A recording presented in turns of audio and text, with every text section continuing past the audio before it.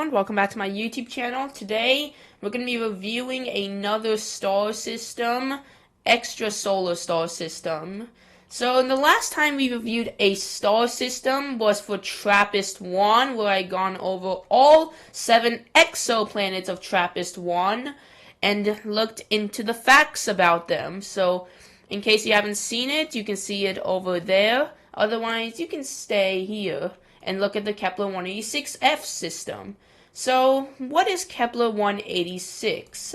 This is Kepler 186, and it is a red dwarf star, and its temperature is about 3,700 degrees Kelvin, meaning it is a high-class red dwarf star. Unlike TRAPPIST-1, which we can see if we go to TRAPPIST-1, you can see it is a low-class red dwarf star, which is only 2,500 Kelvin, whereas this one is 1,000 Kelvin more, meaning it's more luminous, more bigger, and it has more mass. So that is a high-class red dwarf star. So you might have heard this star. Actually, you may not have heard about this star. You may have heard about this planet. You can see Kepler 186f. We'll get into that shortly. So this is Kepler 186. It is 4 billion years, which is slightly younger than our sun. Rotation period is about 34 days. And you can see the diameter is about 727,000 kilometers in size. Only half the size of our sun and half the mass of our sun. And its density, never mind about that. So its gravity is about 55.5 G. And it's home to 5 exoplanets. So let's go through all of the exoplanets one by one, starting with the closest exoplanet, which is Kepler 186b. Kepler 186b is a tidally locked rocky planet, which is slightly larger than our Earth, being 1.14 times the size of our Earth, and its mass about 1.22 the mass of our Earth, and its ESI is about 48.3%. The atmosphere composition is mostly carbon dioxide, water vapor, sulfur dioxide, and nitrogen, and its atmosphere pressure is very similar to our Earth, being 1.042, but it isn't livable because it's so hot, and second, no water at all. It's literally no life on that planet. You can see it's a little cloudy in the planet, lots of clouds, and the average temperature is 100 degrees Celsius, so imagine living on this planet. It's so warm and hot. So, and the gravity is about 0.93% of our Earth. Even though it's larger than the Earth, the gravity is less than the Earth. So let's go to the surface of Kepler 186b. You can see it is arid. You can see it doesn't have any life at all. And you can see not that much anything. Not that much life, no life at all.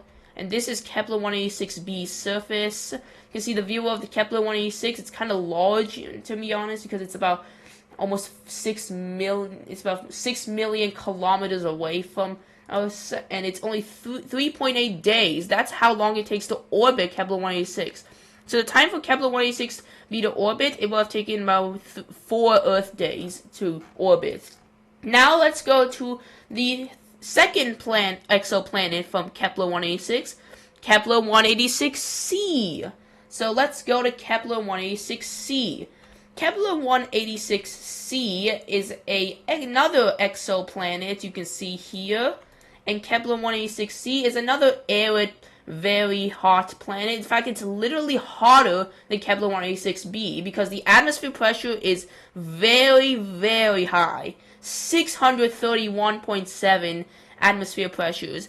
In comparison, Venus's atmosphere pressure is 92 or 93 atmosphere pressure, which means this is way more. So if you think Venus's atmosphere pressure was bad, just wait until you go to this planet. And also, on a side note, this may not be accurate information. This is what Space Engine thinks, so don't say this is completely accurate, okay?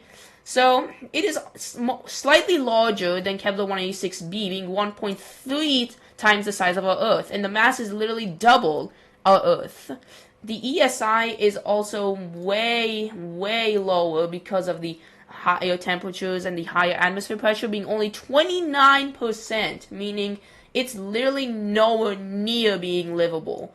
and you can see the atmosphere composition is exactly the same, with carbon dioxide, water vapor, sulfur dioxide, and finally nitrogen, meaning it's exactly the same. You know what else is exactly the same? Its rotation period. Actually, it's not exactly the same. It is also tidally locked, but the rotational period is 7 days. Well, this one's 3 days. So the rotational period is not exactly the same, but it is all. But what is the same actually? Is it tidally locked? Yes, of course. It's so close to its red dwarf star that it's completely tidally locked to it, meaning eternal day over on this side and eternal night on this side, eternal dawn or dusk on the twilight zone. So let's go to Kepler 186c's surface and see how it is. You can see this is Kepler 186c's surface. The star just appears slightly smaller since we're farther away, being about 9 million kilometers away from Kepler 186c. And Kepler 186c does not have any moons. None of them do. No confirmed moons. They may have moons, but they're not confirmed yet by us. So this is Kepler 186c. It is very, very hot, and it's way less livable than Kepler 186b. So you can see Kepler 186c over here.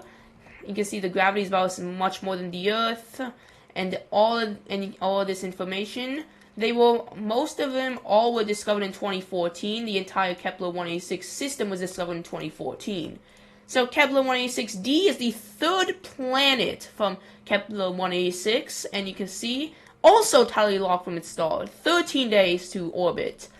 And it's 1.55 the diameter of the Earth, and 2.8 times the mass of our Earth.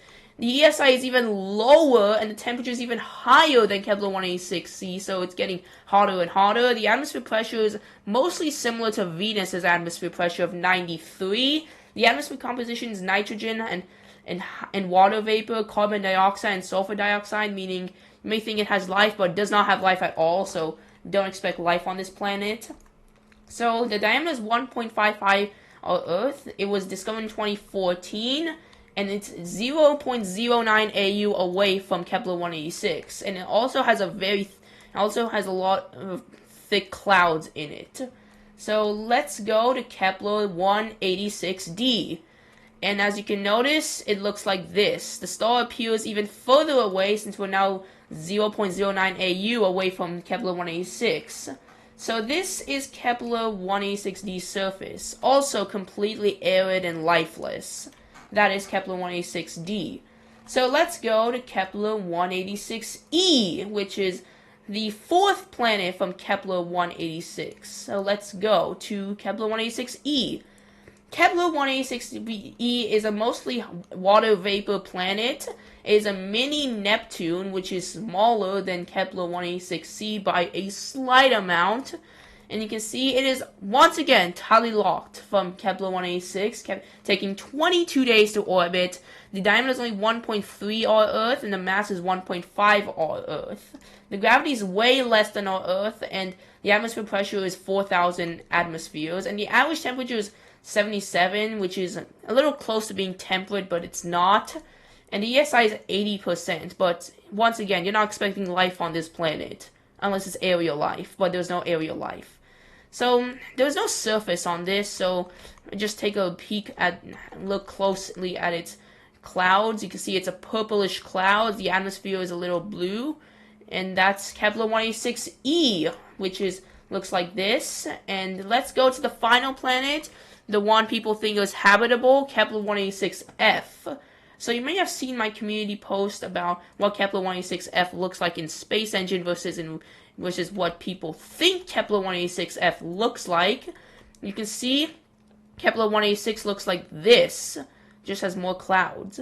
So actual tilt is about 13 degrees. It is the only planet in the Kepler 186 system that isn't tidally locked. You see it takes 4.5 days to rotate and 130 days to orbit, meaning 0.43 AU away from its star. The ESI is actually way lower than Kepler 186e, despite people thinking this is habitable since it's in the habitable zone of the red dwarf star. So the mass is about 0.88 our Earth. The diameter is 1.1, meaning it's less mass but is bigger. It's an aquaria, meaning it's literally ice mostly. The gravity is also less than the Earth, but by a huge amount, 0.64, despite being larger than the Earth. So this is Kepler 186f. It is mostly nitrogen, carbon dioxide, and CO. The atmosphere pressure, people thinking it was habitable. The atmosphere pressure was only 6% of the Earth, and the temperature is only negative 57 degrees Celsius. So, may think that. So, just think again before thinking this is habitable, right? Let's finally go to the surface of Kepler 186f. So, here's a peak of Kepler 186f's surface. Look at all the mountains. It's also arid. So, let's turn down the exposure. You can see the size of Kepler 186 in the distance, which is kind of slightly larger than our sun. It's viewing our sun to the Earth. This is Kepler 186f to Kepler 186. The Kepler 186 looks slightly bigger than sun to the Earth. So this is Kepler 186f. So thank you for watching this video. If you enjoyed this tour, make sure to subscribe, and I'll see you again soon. Bye, everyone. I'll see you later.